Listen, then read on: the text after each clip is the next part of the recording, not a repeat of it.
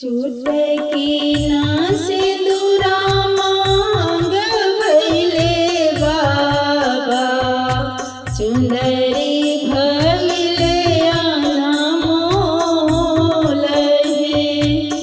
चुटकी ना सिंदूरा मांग भइले बाबा, चुनरी भइले अनमोल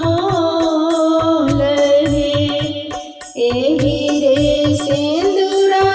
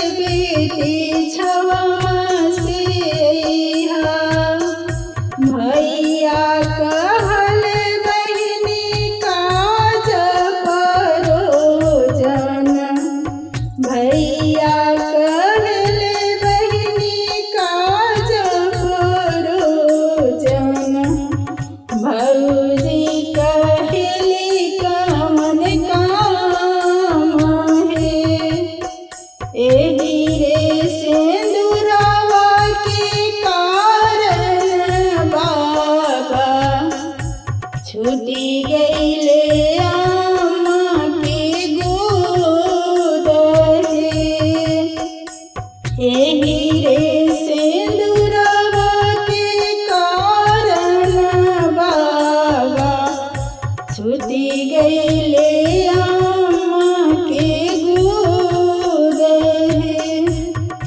किया हमारे भौजी छेकनी रसोइया, किया हम छेकनी दुआर हो।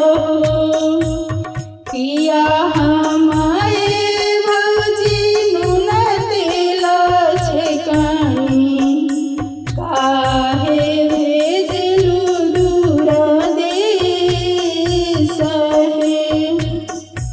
नाही मोराए ननद छेकलू रसोइया, नाही मोरा छेकलू दुआर हो। नाही मोराए ननद छेकलू रसोइया, नाही